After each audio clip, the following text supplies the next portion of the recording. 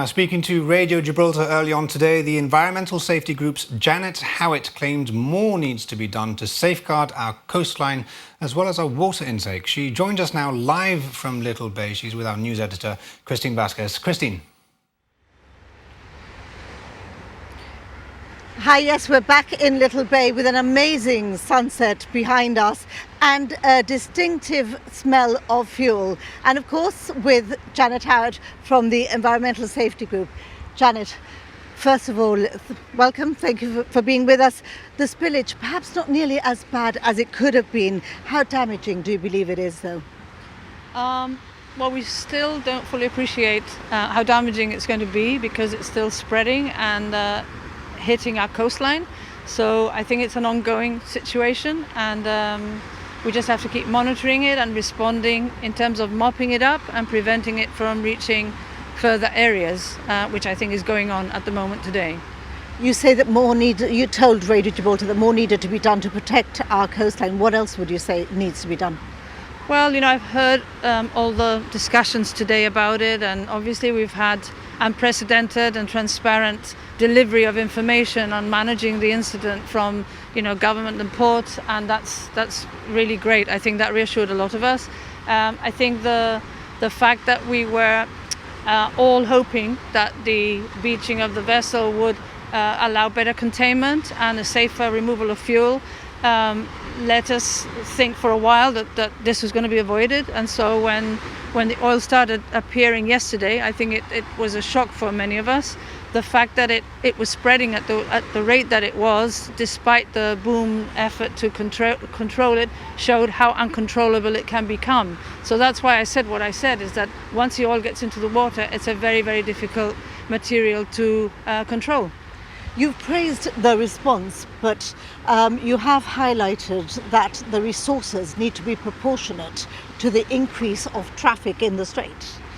Totally, and the fact that Gibraltar's bunkering port is such a successful and large bunkering activity, one of the largest in the Med and Europe, means I think that we ought to try and have as many resources here for any eventuality.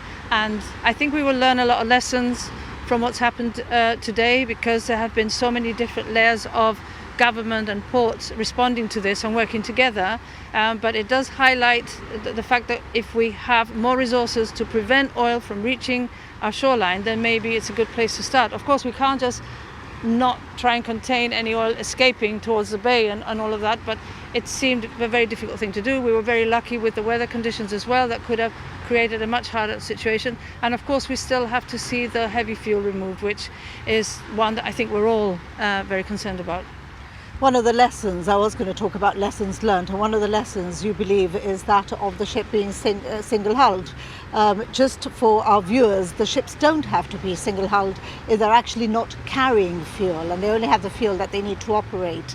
But that is something that you would like to see Gibraltar being a bit more stringent on.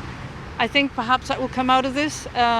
Internationally, there are international laws. This is a legal situation, but we have been pushing, and a lot of people out there are pushing for better shipping standards. We have a lot of issues with funnel emissions and the like. So there's a lot of technology that's coming on board now that should be implemented. The double hull was one such thing when 10-15 years ago we saw a lot of oil spills in the sea. That doesn't happen with a double hull situation. And even if this vessel was carrying steel and not liquid, it just shows that with its own quantity of running fuel, we can have a disaster here. So the issue of double hull is a given. I think all ships should be, I think it's a good practice for double hull to be the norm for all vessels. Janet, the Department of the Environment has sent a statement, I believe this evening, about the volunteers. The volunteers should go through the Department of the Environment, but not just anybody can be a volunteer, can they? No, that's right. I mean, we're going to have maybe up to 700 volunteers for Clean Up the World in 15 days' time, all going well.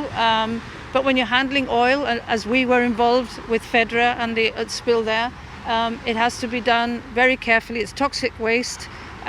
You have to be marshalled in a very carefully arranged thing. So we have to be aligned with the port doing this.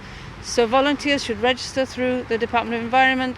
They will allocate to the NGOs that already have a number of volunteers, and then we will be kitted out, the waste will be disposed of properly, nobody will take unnecessary risks, and we can't be handling wildlife, we don't know how to do that.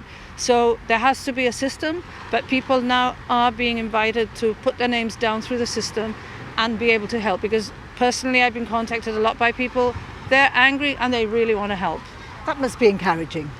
It is, it's definitely encouraging. I think, we're surrounded by this amazing marine environment, and we see what's happened, and you don't just want to see it in the media, you want to try and do something about it. So yes, it's good for the environment, but there's a lot to be done still.